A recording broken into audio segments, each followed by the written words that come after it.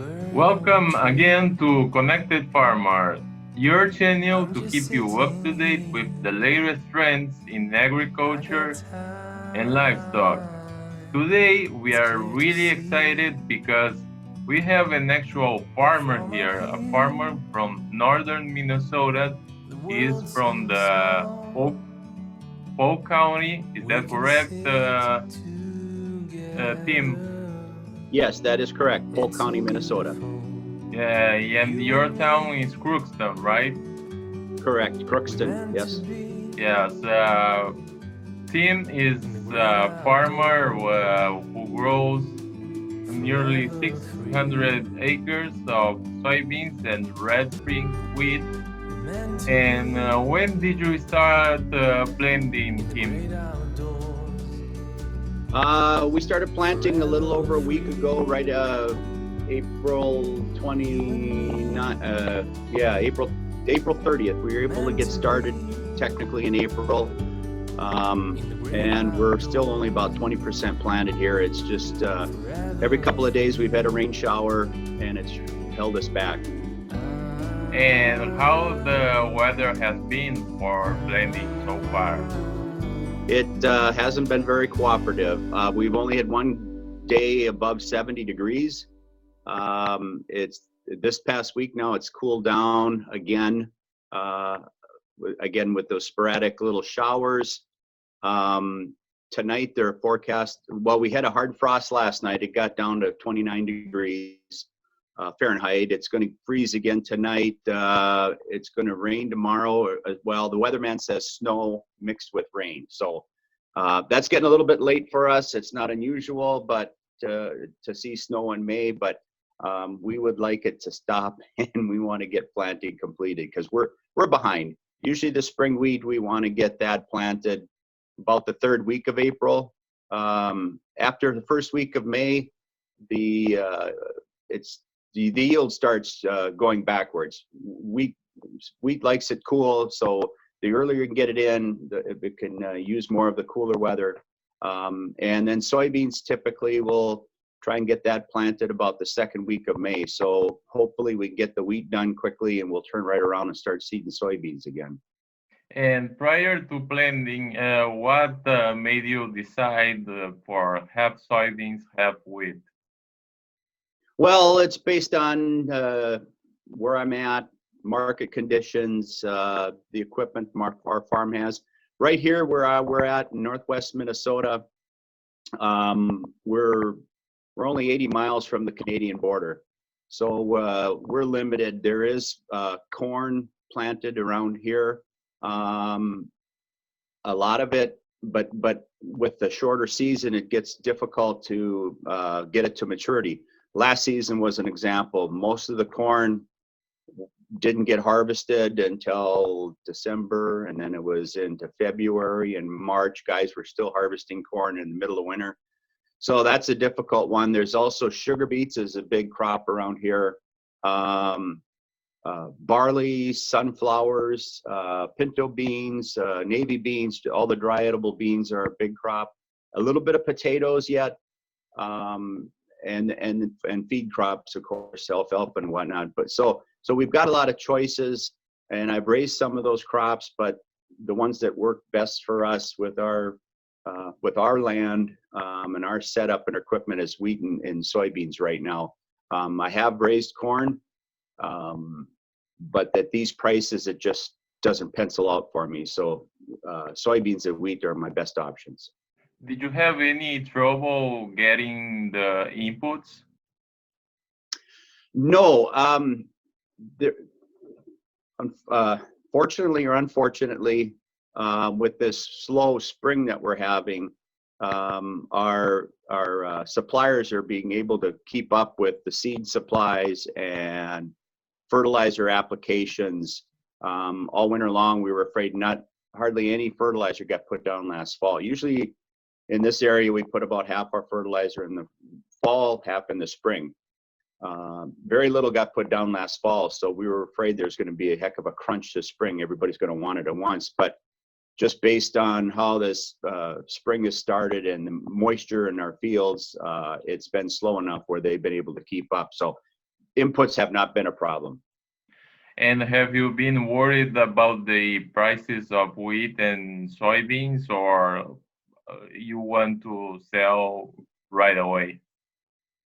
No, the prices have been terrible for a couple of years now. Ever since these, well, even before the tariffs with China started on our soybeans, and that just exacerbated the problem. But this winter, it was getting to the point where, I mean, prices were coming along to where you could start making some sales, and then the coronavirus kicked in, and I think the whole world monetary group just decided to take their money out of commodities, take their money out of stocks, and where we're at right now is indicative of it. We're just we're in a bad situation. We are talking with Tim Dufault. He is a farmer from Minnesota. Don't forget to subscribe to Connected Farmer. And Tim is also a promoter of wheat. How does that work, Tim? So in the United States, most of the agriculture commodities have promotional research groups that are self-funded. So for example, in wheat, every time I sell a bushel of wheat, 2 cents of it goes to the Minnesota Wheat Research and Promotion Council. When I sell soybeans, a certain percentage of the value of the soybean goes to the Minnesota Soybean Research and Promotion Council. Same with corn, same with sugar beets, hogs, cattle, chickens. They all have these checkoff groups. So we self-fund our own promotion and research. So I sit on the board of the Minnesota Wheat Research Promotion Council. So we get that money that comes in, and about half of it we use for research projects. The other half is for export and domestic promotion of wheat and flour consumption. And what have you found in recent years? So Those were like, tough years, right? Yeah, very tough years. What we found as far as research, you mean, or yeah. Yes. So while we're doing different projects and research, we fund like our state universities, their ag programs. Just like any university in the world, they never have enough funds. They're never funded fully. So the researchers, for the projects they can't get funded, perhaps from the state or from federal agencies, they'll come to the commodity groups and say, hey, we want to try a higher population on wheat. We want to see where it should be at, and or maybe it's a project on fungicides or just crop breeding. We have a continual funding for our crop breeders in Minnesota and North Dakota, because that's very important to us with public research. So we'll fund them that way, and it's just been a great use of the money for farmers. We get a great return from that. Is it a good land for growing wheat, a privileged land compared to other areas, or just regular? Yeah, you ask any farmer and they all say, I've got the best land in the world, right? Yes. And so we say that here. I'm on the border up in the northwest Minnesota, so we have the Red River that separates Minnesota from North Dakota. This whole area, the Red River Valley, used to be a ancient Lake Agassiz, they called it. And so 10,000 years ago, we were underwater. Well, when that retreated, it left some very rich, heavy clay farmland. So we can grow a lot of crops up here.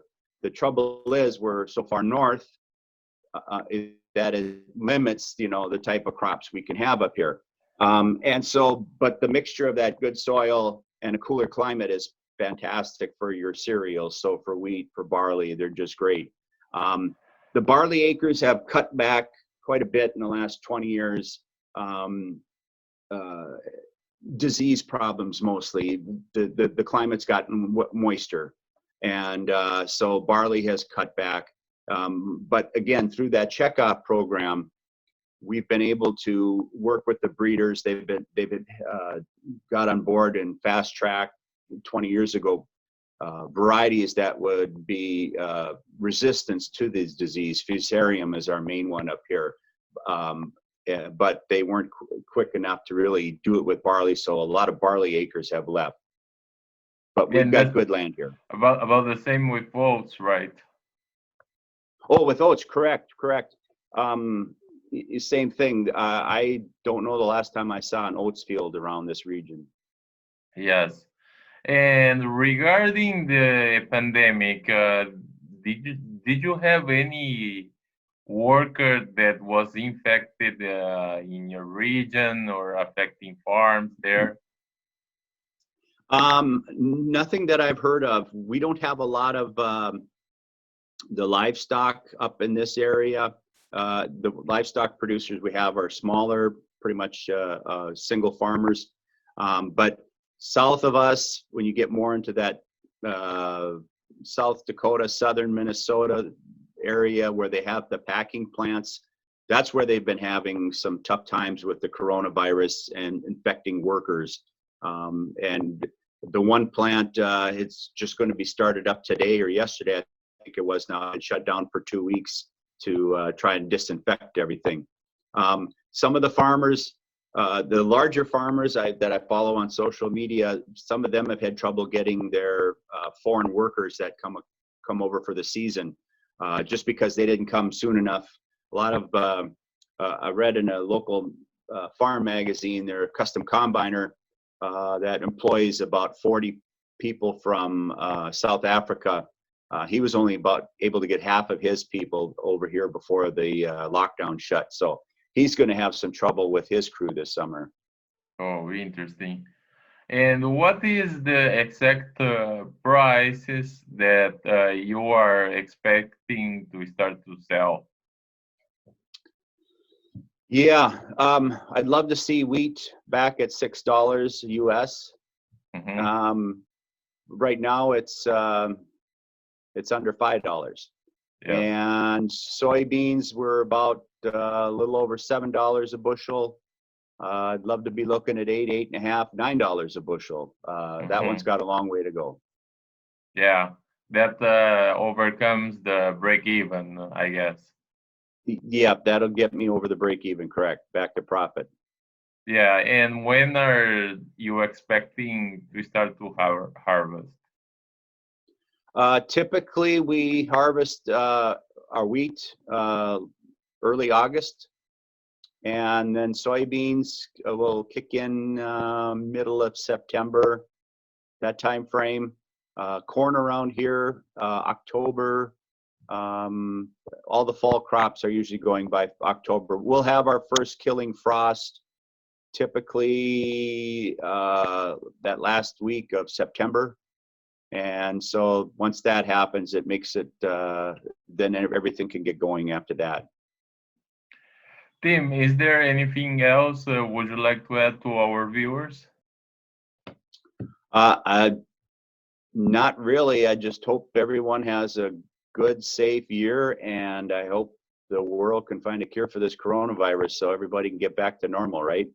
Yeah, thank you so much, Tim Dufault. He's a farmer from Minnesota, from the Dufault County, and he's the first connected farmer to be on our show. We appreciate that. Well, it's a pleasure. Thank you very much.